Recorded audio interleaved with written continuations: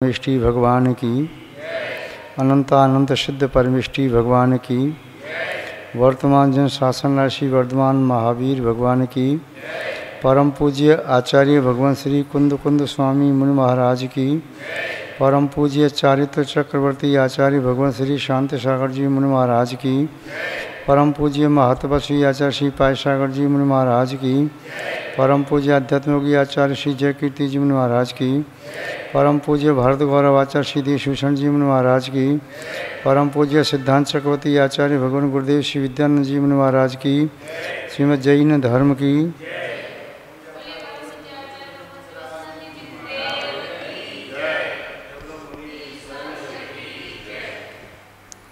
जैनम जयतु शासनम विश्व कल्याण कारकम। उपस्थित धर्म स्नेही सत्श्रद्धालु भव्यवर पुंडरीक पुण्यात्मा महानुभाव, यहाँ पर आचार्य भगवान कुंद कुंद स्वामी द्वारा विरचित समयसार ग्रंथ की वाचना चल रही है। प्रथम अधिकार में आचार्य महोदय ने जीवाधिकार लेकर के भूमिका को प्रस्तुत किया है। आत्मा का समग्र शाश्वत स्वाभाविक वैभव कोई भी भव्य जीव किस प्रकार से प्राप्त कर सकता है, मंगल सूत्रों को यहाँ पर आचार्य महोदय ने स्वपर यथार्थ दर्शाया है। सबसे पहली विशेषता आचार्य महोदय ने ये बताई, जब तक बाधक कारण रहते हैं तब तक साधक कारण अपना कार्य नहीं कर पाते। यथा जैसे कोई वाहन है, उस वाहन के आगे उसके पहिए के नीचे कोई पत्थर या ईंट लगी है और उसे कोई धक्का देना चाहे या गाड़ी स्टार्ट करना चाहे तो चल नहीं पाएगी। बाधक कारण बाधा ही पहुंचाते हैं। बाधक कारणों का निवारण होने पर साधक कारण उसके कार्य में सहयोगी सिद्ध होते हैं। अनादिकाल से लेकर के आज तक आत्मा के वैभव को प्राप्त करने में हम सभी असमर्थ रहे। उसका मुख्य कारण यही रहा, बाधक कारण हमें मिलते रहे, उन बाधक कारणों को हमने दूर करने की कोशिश नहीं की, और कोशिश की भी तो वह कोशिश नाकामयाब रही, वह असफल रही। साधक कारण हमें कई बार मिले।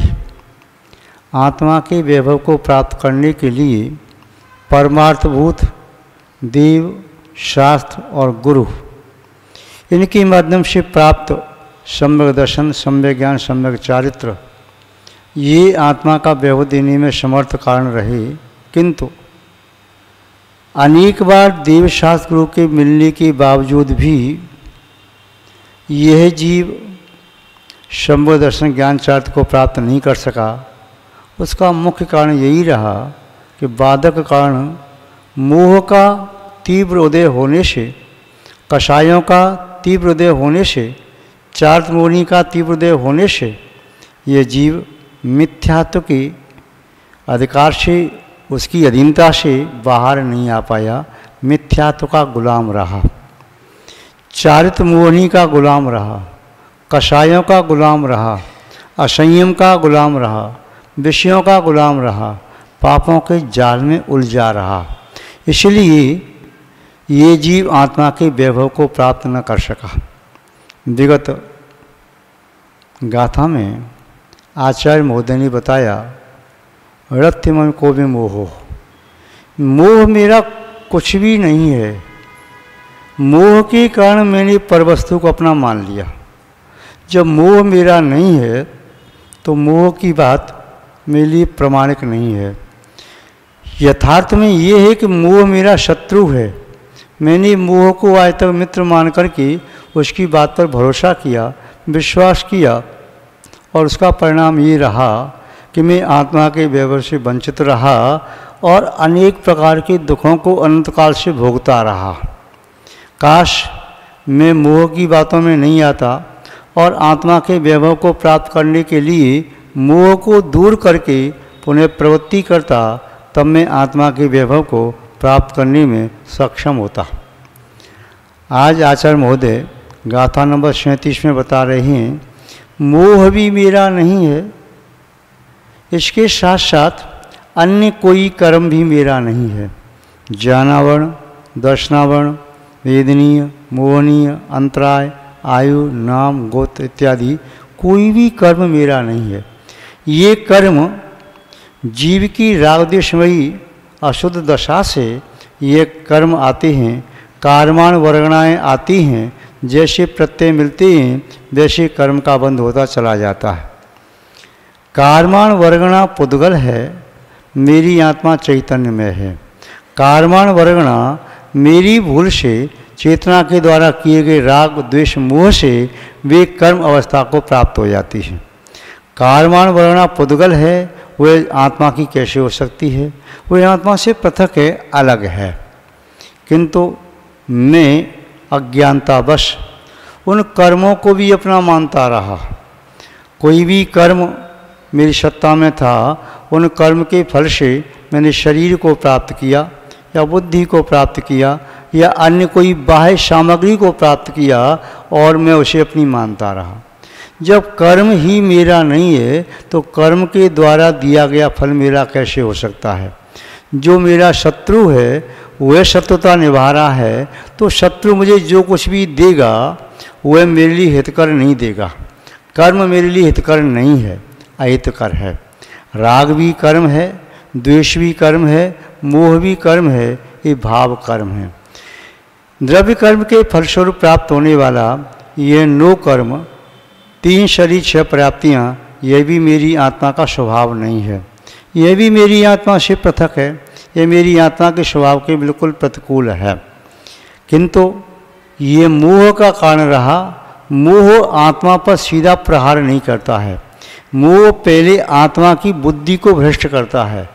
वह आँखों पर ऐसा पर्दा लगा देता है जिस पर्दे से देखने पर आत्मा को मोह अपना लगता है, राग अपना लगता है, द्वेष अपना लगता है, पुद्गल का समस्त वैभव अपना लगता है। चाहे भवन हो, चाहे दुकान हो, गोदाम हो, चाहे बाग बगीचे हो, चाहे भूमि हो, चाहे वाहन हो, चाहे धन धान्य हो, चाहे अन्य प्रकार की संपत्ति हो, चाहे स्वजन परिजन और पुरजन हो, ये सभी मोह के कारण उसे अपने लगते हैं। किंतु मोह का पर्दा दूर होते ही उसे यथार्थता का बोध हो जाता है। जैसे सामने वाली दीवार माना कि बिल्कुल सफ़ेद है, उस पर वाइटनेस किया हुआ है, किंतु कोई व्यक्ति यदि लाल चश्मा लगा लेता है तो सामने वाली दीवार लाल लगती है। यदि पीला लगाता है तो पीली लगती है, हरा लगाता है तो हरी दिखती है, काला लगाता है काली दिखती है। चश्मा को बदले बिना सामने वाली दीवार का रंग नहीं बदला जा सकता। चश्मा को बदलते ही दीवार पर रंग बदलने की आवश्यकता नहीं। चाहे चश्मा लगाए हुए दीवार पर 100 बार भी वाइट रंग करता रहे और चश्मा लाल लगा हुआ है तो दीवार उसे लाल ही दिखेगी, और पेंट करते हुए भी लगेगा कि लाल पेंट कर रहा है बार बार। या काला चश्मा लगा तो काला पेंट दिखेगा, हरा तो हरा, नीला तो नीला, पीला तो पीला। ऐसे ही मोह की बुद्धि के कारण इस संसारी जीव को अनेक भव्य आत्माओं ने बार बार समझाया, अरे भव्य जीव तू क्यों पड़ा मोह के चक्कर में? ये तेरा कोई नहीं है, कुछ भी नहीं है, तेरा वैभव तो तेरे अंदर है। उसे अंदर देख। अपने वैभव को भूल करके पर पदार्थों में क्यों भटक रहा है? अज्ञान होकर के भिखारी क्यों बना दर दर का? क्यों ठोकरें खा रहा है? अरे तू तो 3 लोक का नाथ बनने लायक है। तेरी आत्मा में भी वैसा ही वैभव है जैसा अनंतों में और सिद्धों में है। किंतु मोह के कारण उसे लगता नहीं महाराज जी आप गलत कह रहे हो। मुझे तो लगता है मेरी माँ मेरी है, मेरा पिता मेरे हैं, मेरा भाई, मेरी बहन, मेरी पत्नी, मेरे पुत्र, ये मेरा परिवार, ये मेरा अन्य वैभव सब मेरा है, आपका नहीं होगा, आप ऐसी बातें मत करो। मैं घर छोड़ने वाला नहीं, मुझे तो भोजन में जो अच्छा लगता है वो मुझे अच्छा लगता है, चाहे अभक्ष खाऊं चाहे रात्रि भोजन करूं, तो वह बात उसे कड़वी लगती है, अहितकारक लगती है। क्यों? उसके जीवन में मोह का उदय चल रहा है। जब मोह मंद होता है तो हितकर वाणी में समझ में आती है। मोह नींद के जोर जगवासी घूमे सदा, कर्म चोर चंगोर सर्वस लूटें सुध नहीं। जब मोह का उदय होता है तो कर्म रूपी चोर इस आत्मा के समग्र धन को लूट लेते हैं, किंतु सदगुरु दिए जगाए मोह नींद जब उपशमे। जब मोह की नींद थोड़ी कम होती है तब ही सदगुरु जगाने में समर्थ होते हैं, और मोह की नींद तीव्र हो रही हो तो फिर तो सदगुरु या जिन भगवान भी जगाना चाहें नहीं जगा सकते। समोषण में जाकर के भी व्यक्ति भव्य कूट के आगे नहीं जाता, भव्य मौज मस्ती करता रहता है। बाप का भूमि में, खात का भूमि में, लता भूमि में या ध्वज भूमि में, जहाँ पर भी मौज मस्ती करके लौट के आ गया, क्योंकि तीव्र उदय चल रहा है मोह का। मोह का उदय होते न तो केवली की वाणी असर करती है, न नृगंथ मुद्रा या उनकी वाणी असर करती है, न जिन मुद्रा असर कर पाती है। जब मंद उदय होता है तब उसे ख्याल आता है कि हाँ बात तो बिल्कुल ठीक कह रहे, अभी तक मुझसे भूल हो गई, मैं पर वस्तु को अपनी मानता रहा, अपनी वस्तु को मैं भूल गया। ये बात ख्याल में कब आती है? जब मिथ्यात्व का मंद उदय होता है, मोह का मंद उदय होता है, तो गुरुओं की वाणी सुनने का मन होता है, गुरुओं का शांत अच्छा लगता है, भगवान की पूजा भक्ति अच्छी लगती है, भगवान का दर अच्छा लगता है, शांत अच्छा लगता है। तो मोह को उपशम करने का उपाय क्या है? मोह को उपशम कैसे किया जाए? अब मोह तीव्रता से उदय में आ रहा है तो क्या करें? मोह तीव्र उदय में आ रहा है, वह तीव्र मोह को बढ़ाता जाता है। शत्रु शत्रु को बढ़ाता है, मित्र मित्र की संख्या बढ़ाता है।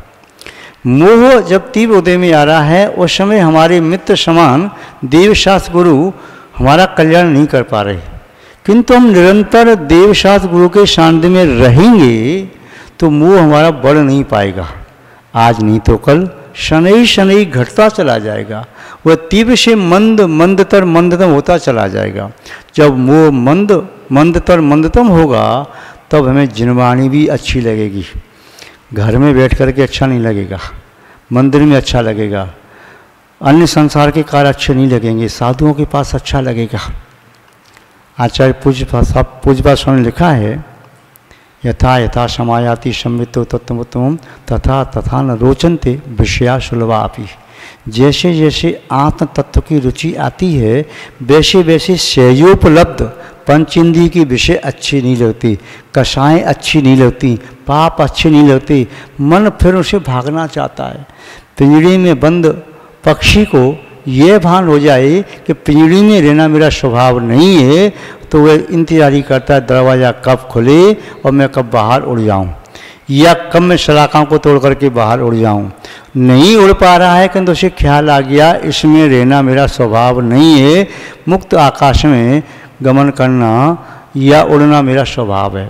ऐसे ही जिस जीव को ये भान हो जाए कि मेरा वैभव तो मेरी आत्मा में है, बाह्य पदार्थों में नहीं है, जो बाह्य पदार्थ में इकट्ठे कर रहा हूँ, चाहे पुण्य के उद्देश्य प्राप्त हो रही चाहे पाप के उद्देश्य प्राप्त हो रही, वे मेरे नहीं थे, न मेरे हैं और न मेरे कभी हो सकेंगे। इस प्रकार से वह चिंतन करता है महानुभाव।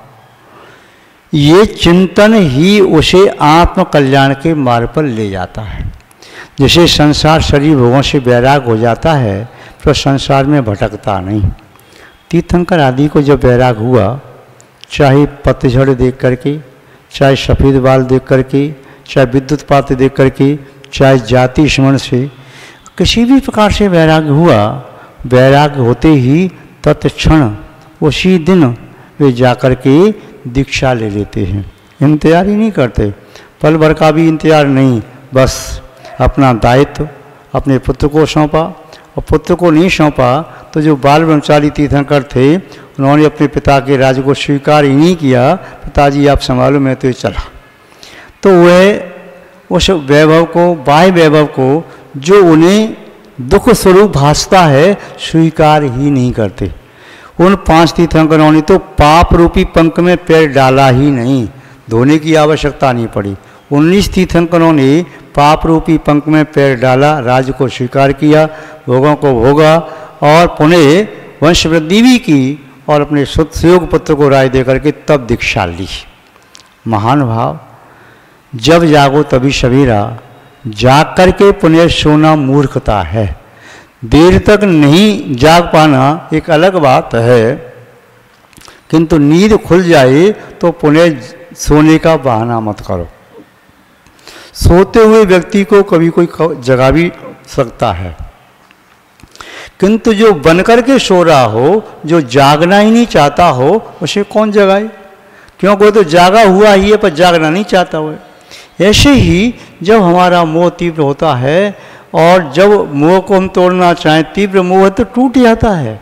अंजन चोर जैसे शब्द व्यसनी वह शेठ की वाणी को सुन करके आरम तारम कछु न जानम शेठ वचन परमाणम, इससे उसे सावधान हुआ और उस छींके पर चढ़ करके 108 रस्सियों को एक बार में काट दिया।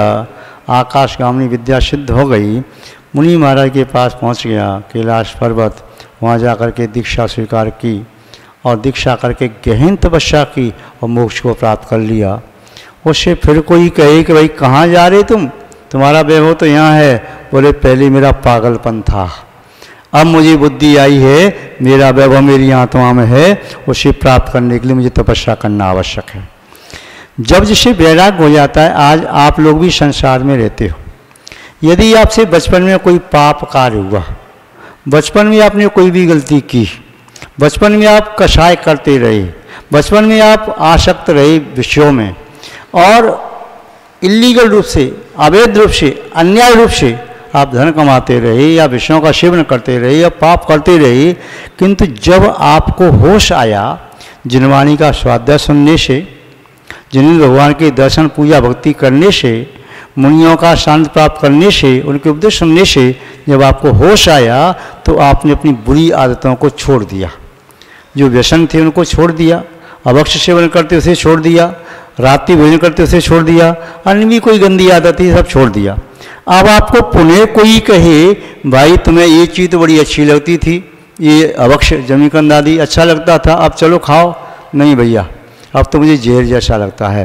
तुम्हें पहले क्रिया अच्छी लगती थी, इस क्रिया को अब कर लो, नहीं भैया पहले मैं अज्ञानता में करता रहा, अब नहीं करूँगा। अज्ञानता में क्या क्या किया वो छोड़ो, किंतु ज्ञान होने पर नहीं कर सकता। लोग कहावत कहते हैं कि जानबूझ करके मक्खी नहीं खाई जाती। यदि कहीं मक्खी पड़ गई और उसमें से निकाल के इसने बाहर फेंक दी और दूध पिला दिया, जब मैं अज्ञानी था तो पी जाऊंगा, किंतु मैंने आंखों से देख लिया तो अब नहीं पी सकता। दूध में चाहे मक्खी पड़ी, चाहे छिपकली पड़ी, चाहे कुछ भी पड़ी, मुझे नहीं मालूम था तो मैं करता रहा प्रवृत्ति। अब तो मुझे लग रहा है कि जहर है, मैं बिना पिए रह जाऊंगा, किंतु ये जहर वाला दूध नहीं पीऊँगा। तो ये बोध अंदर से होता है, और जब अंदर से आत्मबोध हो जाता है तो पुनः वह व्यक्ति आत्मा की शोध कर पाता है। जब तक आत्मबोध नहीं तब तक जीवन में क्रोध रहता है, धर्म का विरोध रहता है, आत्मा का शोध नहीं होता, उसे प्रबोध प्राप्त नहीं होता। मृत्यु बोध ही आत्मा का बोध कराने वाला होता है। जब मृत्यु का बोध हो जाता है, यह शरीर कभी भी नष्ट हो सकता है। जब तक शरीर मेरे पास है, इंद्रियां अविकल हैं, मेरी बुद्धि ठीक है, मेरे पास संयोग अच्छे हैं, निमित्त ठीक हैं, तब तक मुझे अपनी आत्मा का हित कर लेना चाहिए, आत्मा का कल्याण कर लेना चाहिए। क्योंकि ये सब नष्ट होने पर फिर मैं आत्मा का हित नहीं कर पाऊँगा, और ये शरीर नष्ट होने पर मेरी आत्मा किस गति में जाएगी, कहाँ जाएगी, कौन जानता है। इसलिए विवेकी वही है जो एक क्षण गंवाए बिना अपने आत्मा के हित में प्रवृत्ति करता है। आचार्य भगवान कुंद स्वामी जी ने यहाँ 37वीं गाथा में भी आत्मा का बोध कराने के लिए यहाँ पर शब्दों का प्रयोग किया है कि तुम्हारा स्वयं का धन वैभव क्या है और क्या नहीं है, इस बात को उन्होंने कहा। उनके शब्दों में ही देखते हैं वे क्या कह रहे हैं। रत्ति ही मम धम्मादि भोजद अवयोग एवह मेको तम धम्म लिम्मत्तम समयश व्याणया विनती। आचार्य महोदय कह रहे हैं रत्थि ही मम धम्मादि। रत्थि का तो होता है नास्ति संस्कृत में, हिंदी में कहेंगे तो नहीं है। ही लगा दिया इसका से निश्चय से, निश्चय से नहीं है। मम मेरा, क्या नहीं है मेरा? धम्मादि। ये धर्म आदि द्रव्य हैं, धर्म अधर्म आकाश काल, ये चारों द्रव्य अलग हैं, मेरा जीव द्रव्य अलग है। ये चारों कभी मेरे न थे, न आज हैं, न कभी हो सकेंगे। इन चारों का मैं कभी नहीं था, न आज मैं उनका हूँ, न मैं कभी उनका हो सकूँगा। पुद्गल द्रव्य है, वह पुद्गल भी मेरा कभी नहीं था, पुद्गल आज भी मेरा नहीं है, और पुद्गल कल भी मेरा निश्चय से नहीं होगा। मैं पुद्गल का कल भी नहीं था, मैं पुद्गल का आज भी नहीं हूँ, और पुद्गल का मैं कल नहीं हो सकूँगा। ये सब भान होता है। रत्थि ही मम धम्मादि, ये धर्मादि मेरे नहीं हैं। उपयोग फिर क्या है? बुज्जत उपयोग एव अहम एको। जब उसे जानता है, बोध प्राप्त होता है, अहम एको उपयोग, मैं एक उपयोगमयी हूँ, मैं चैतन्य द्रव्य हूँ।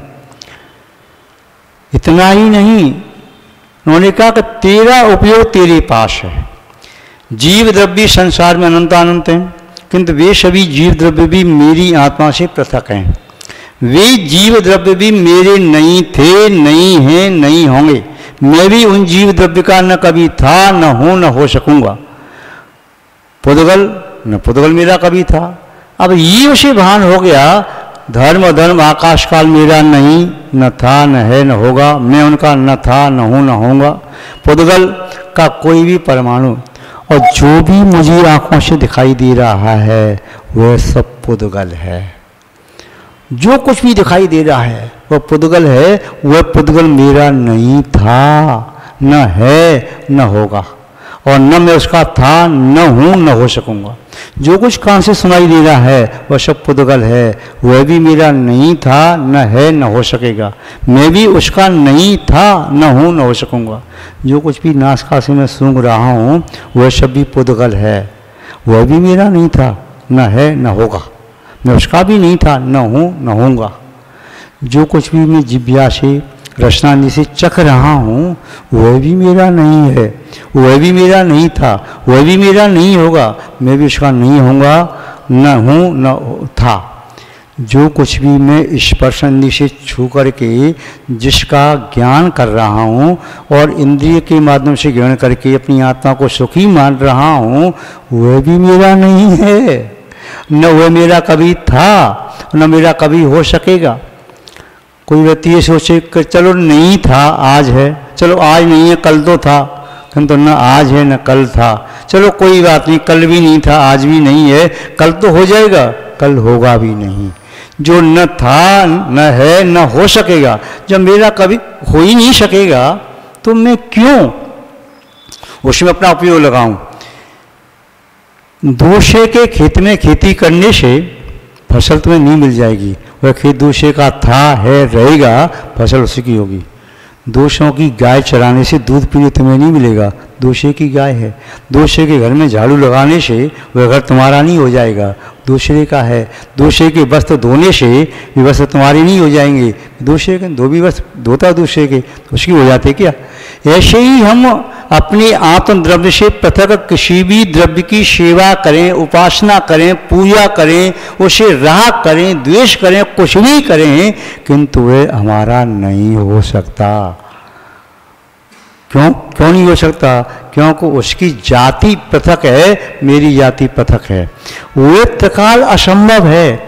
कभी भी किसी भी पर्याय में अन्य द्रव्य का गुण मेरा नहीं हो सकता।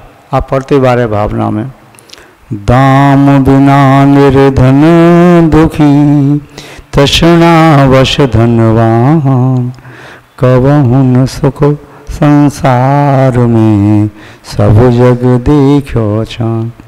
दाम के बिना निर्धन दुखी है, तृष्णा के साथ वह धनवान भी दुखी है। कहूँ न सुख संसार में सुख तो कहूँ कहीं है ही नहीं, और कबहु न सुख संसार में सुख कभी नहीं है। न था, न है, न होगा। सब जग देखो शान, पूरे संसार के एक एक प्रदेश को हमने अनंत अनंत बार वहाँ जन्म मरण करके देख लिया। संसार में सुख कहीं भी नहीं है, तीनों लोकों में प्रत्येक देश में मैंने जन्म मरण किया अनंत बार।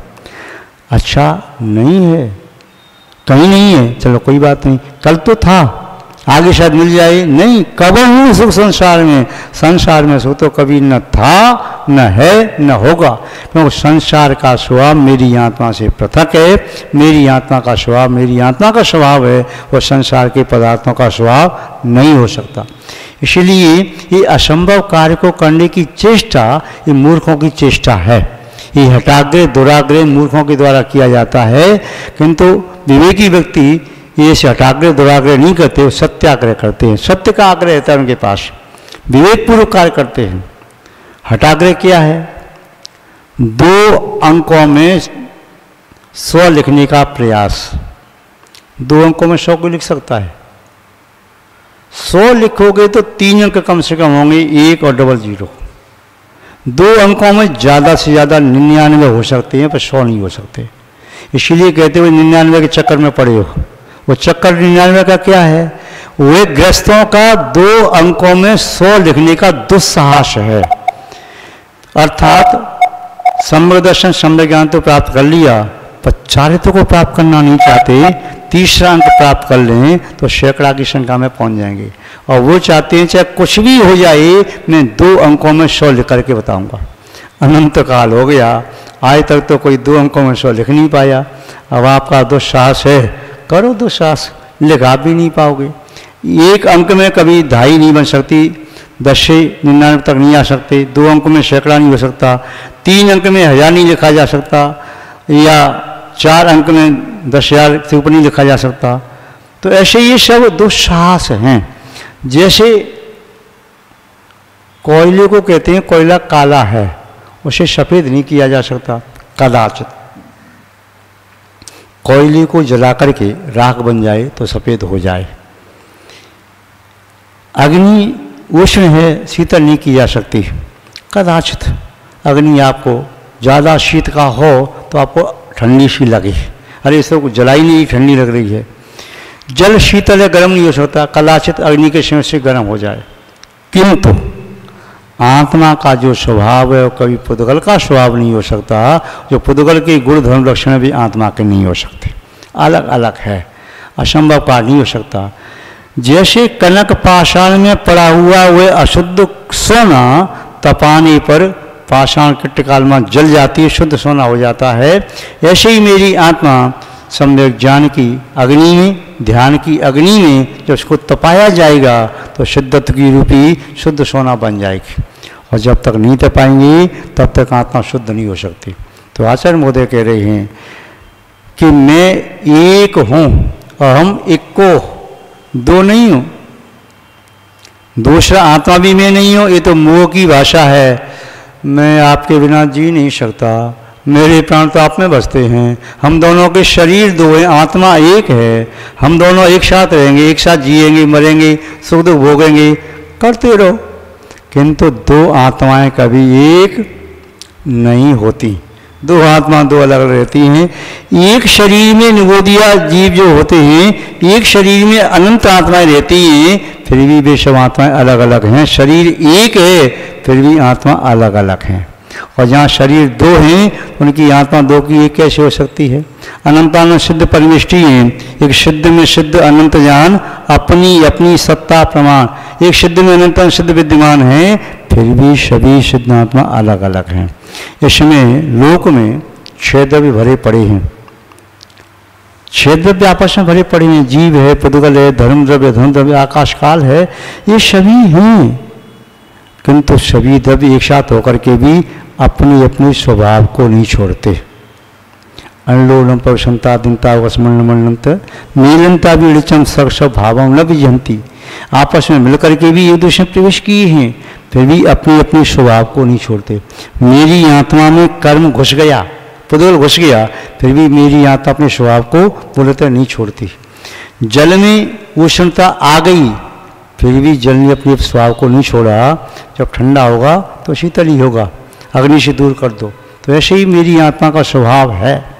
तो इसे जो जानता है, अपनी आत्मा के उपयोगी स्वभाव को जानता है, आत्मा को जानता है, वह तम धम्म निर्ममत्तम, वह धर्म आदि द्रव्य से निर्ममत्व वाला निर्मोही कहलाता है।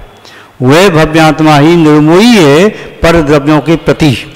समयश व्याणया विनती, जो समय के जानकार हैं, जिन्होंने आत्मा को पूरी तरह से जान लिया है, जो केवली भगवान हैं, उन्होंने कहा कि वही परद्रव्यों से निर्मोही है जो अपनी एकत्व व्यक्त आत्मा को अच्छी तरह से जानता है, उपयोग में ही आत्मा को जानता है, आत्मा के स्वभाव लक्षण गुण धर्म को जानता है। वास्तव में वही परद्रव्य के प्रति निर्मोही है। और जो परद्रव्यों को अपना मानता है, एक परमाणु मात्र भी अपना मानता है, तो अज्ञानी है, मोही है, बहिरात्मा है, मिथ्या दृष्टि है। एक परमाणु स्वरूप भी मेरी आत्मा का नहीं हो सकता, कोई भी मेरा नहीं हो सकता।